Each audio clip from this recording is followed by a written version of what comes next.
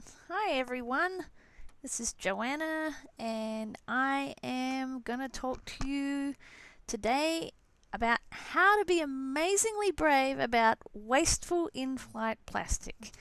Now, my name's Joanna Hassam, as I've said, and we're going to be talking today about what you can do about plastic. When you're taking a plane trip, and everyone these days pretty much gets around on the plane if they've got a great distance to travel, you can drive, but being that I'm from Australia, it's a little hard to drive to some of the countries, and there's not that many boat services, so I have to fly.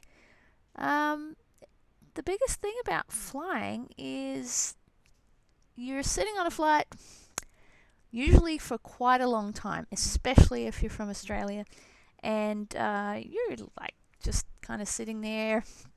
Maybe you're watching the films, maybe you get up and go to the bathroom, maybe you walk up and down the aisles a bit. It just depends on whether you're on one of these big things or just on one of these little ones. But as you can see in this picture here, one of the major things that keeps you entertained is having a meal on a flight. So, I love these kind of meals that come out. What I don't love is that everything seems to be in plastic these days. There's plastic forks and there's plastic containers and little bits of cheese that's served in little separate plastic bags, and then there's little plastic bags with little biscuits in it and all that kind of stuff. And then there's bottled water, and then they give you not just one plastic cup to have some water or a beverage in, but quite a few. So I think you can kind of see here that I'm not particularly happy about the fact that there is a lot of waste plastic in flights when you're flying. I mean, it's not just your piece of plastic, it's the guy sitting next to you and the lady on the other side, and if it's a full flight, that's a big amount of single-use plastic. I'm not even going to get totally into the using plastic more than once, but just now I'm addressing the fact that we've got this plastic situation. So, do we know if anyone is actually doing anything about this? Well, as a matter of fact, this is a company I came across when I was researching who's doing something about it. This company is, well, look what they're doing. Welcome to the first single-use plastic-free flight in the world. So you can see they've got wooden or bamboo cutlery. You can see in the background there is a complete foil container. It's not a foil plastic container. There are some paper cups you can just see in the background. These are the lovely people that are actually doing this, and they are from Portugal, or a Portuguese airplane called High Fly. And these people are taking on the challenge of single-use plastic and catering waste, which is fantastic. Also, you can see another meal here, and this is on Etihad. Now, I'm hoping I'm pronouncing that correctly. If you are from the United Arab Emirates, please let me know if I'm saying that correctly or not. That'd be great. Anyway, you can see that they are doing something, or they did something for Earth Day.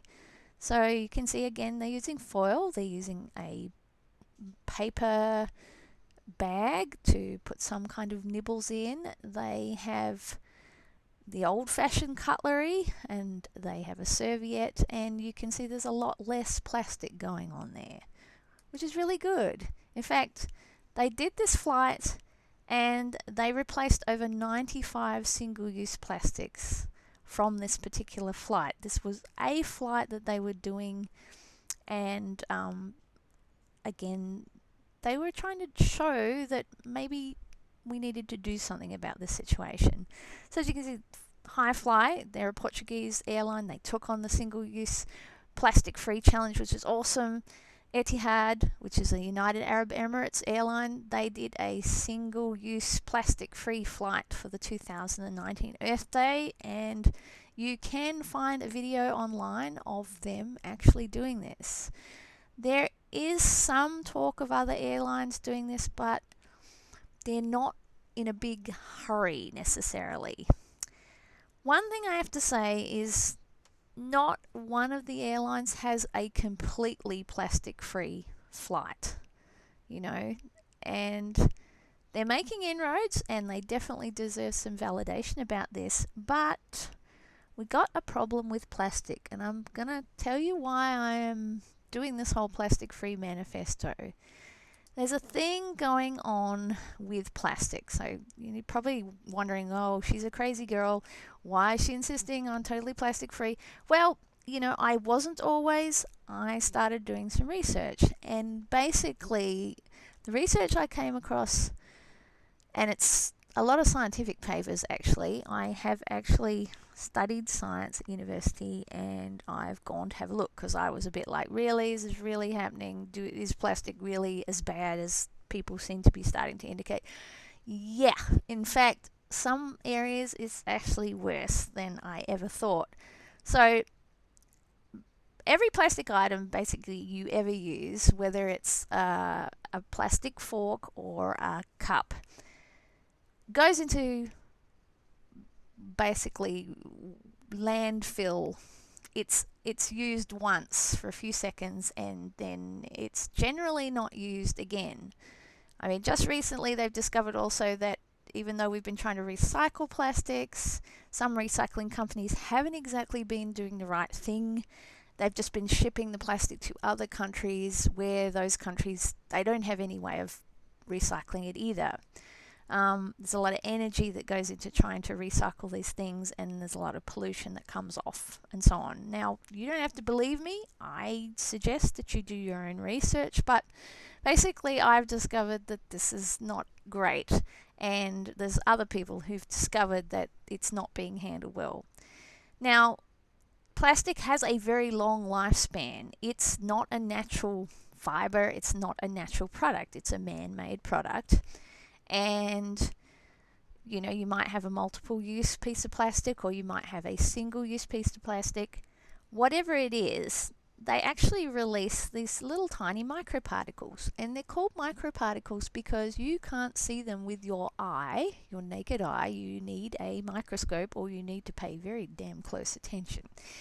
Anyway, it's the microparticles that are actually a bit of a problem.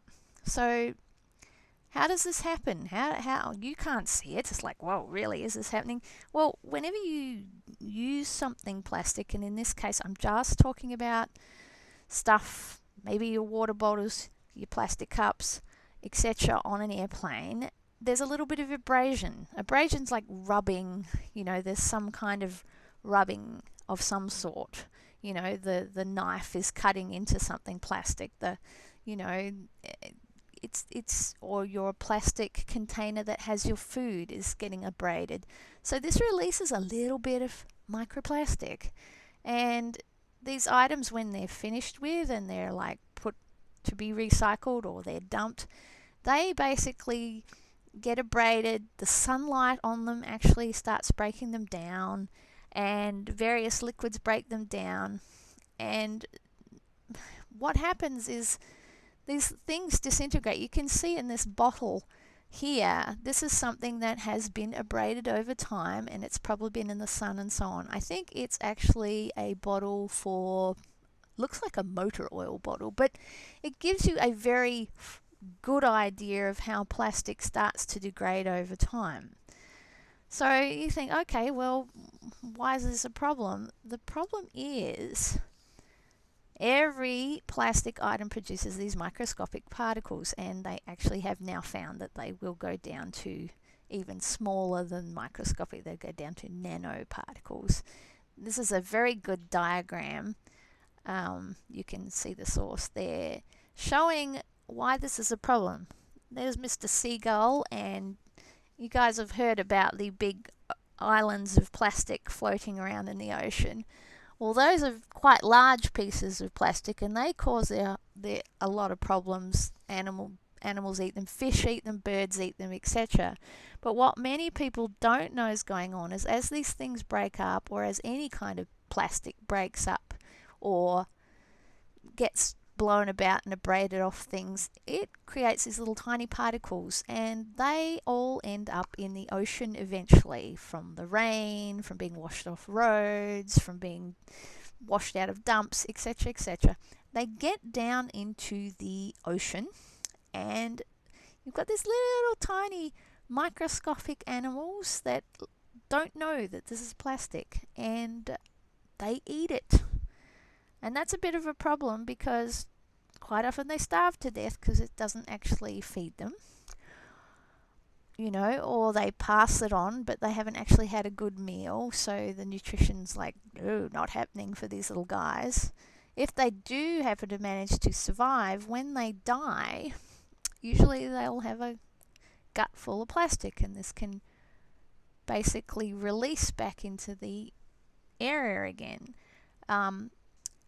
If they eat all the plastic and they die, they rot away, but the plastic doesn't, and it goes back out into the system, and some little guy comes along again and he eats up the plastic and he dies. And you think, well, this is no big deal. These are little microscopic animals. Why is she so freaked out about this? I'm not freaked out about it, but I am definitely concerned because these guys feed a lot of bigger animals.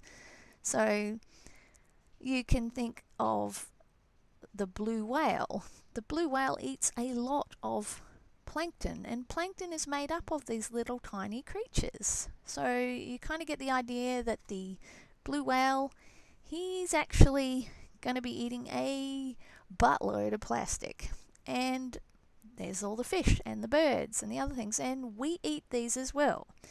And these are actually, in fact, getting into our food system, So this is my concern, and this is why I am doing this plastic-free manifesto, and why I think you might be interested in doing something too.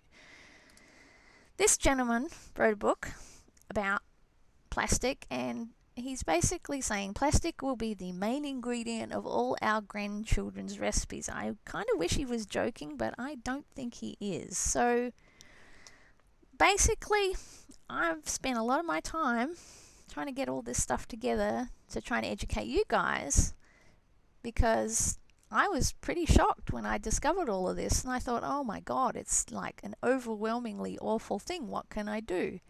So if I felt like this, I'm pretty sure you probably feel like this too, but we can actually start doing something about it. So what can you do about it? Well, the first thing is, don't give up or get overwhelmed. I've already done that. That doesn't help. That doesn't get anything done, and, it's all a bit horrible.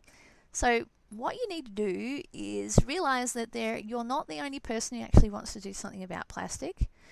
You're not the only person who didn't know, because I didn't know either until I looked into it. And most people, once they find out this is going on, they actually want to change. And part of the whole plastic-free manifesto thing is that myself and my husband, we've decided, oh gosh, plastic's like in everything. What am I going to do? We've done the whole overwhelm thing. Doesn't do anything. You can actually do something about it. So I'm just going to start. You got to take one area and just do a little bit of work on it. So the first area I came across, and funnily enough, I was actually on a flight, and I thought, this is the time to start writing about this. So I thought, how can I convince an airline to change its ways? I mean, there are good people in airlines, and they do actually want to do something, but because no one else is doing it, or very few people are doing it, they're kind of like, well, I'll just sit back and see what happens. Or it's a lot of stuff they have to change. But they're only going to change if you guys say something about it. Say you're not happy about it. They don't know. They're probably still back going, oh, this is no big deal, like I was. And like probably a lot of you are thinking. But you can get them to actually understand that there is something going on. And, you don't go, I'm just a little wee cog in the giant plastic machine. What could I possibly do? You can do something. Everyone can do something. You have a voice. And actually, people will listen to you. So I thought, well, why don't I put some easy steps together that you could do? And we can basically work on this together. So I know if you're listening to this talk, you've actually got access to the internet. Somehow you're hearing me or watching this, so you're able to look things up on the internet. So the first thing you can do is look for an airline that you use or you would like to change. That's the first thing. Just go online and have a look around. There's a lot of airlines all over the world, and this is for everyone all over the world who can understand some English. I've also done a blog, and I've put a translation app on there, so you should be able to read it if you're from another country. But pick an airline that you want to change. All right? Just pick one. I mean, there's a lot of them. But that's number 2. Just pick one after you've found a list of airlines. The next thing is to find the address of their head office. So have a look around. You will find it. Trust me. Whether it's in Finland or America or China, you're going to find the address of the head office. The next one, number 4, find the name of the current CEO or the Chief Executive Officer. Now, you can do a search for this. I'm pretty sure that you're going to find the person you need to write to. And it's really important to find their name because you're going to address it to them, So the next thing to do, see, these steps aren't that hard, are they? Now, we're going to do something really bizarre and not send them an email, because I'm afraid that people just get bombarded with emails every day, and it really is not going to have the impact you want it to have. So I want you to get an envelope. How bizarre. Get an envelope, get some writing paper, get a pen or a typewriter if you know what one of those are, or you can use your computer. And I want you to write a nice personal letter to the CEO, whose name you have now, a polite, nice personal letter. And this is to the CEO of the airline you've chosen. And you just need to start urging them to stop using plastic. And you can explain that it's actually doing a great deal of damage. And I mean, you can say it's wasteful, or you can tell them all about what's happening with the plastic and how it's getting down into the ocean. You can send them to my website. I'm actually going to be putting up some more books and things that people have, actually more studies, and eventually I will have a few things up there for you guys to show people. But there are studies out there. I'm not making this stuff up. I have no vested interest. I just am completely like, we have to do something. So once you finish writing this really nice letter, make sure it's all like nicely written and the whole thing, and get your envelope, put your letter inside the envelope. Before you do it, it'd be really good if you made a copy of it. Take a little digital photo or something, because I'm imagining that you actually have some kind of mobile phone or some application so you can hear this, so you should be able to take a photo of it. Or I'd love you to send this thing to me before you fold it up and send it off. You don't have to, but it would be really good to see what people are doing around the world.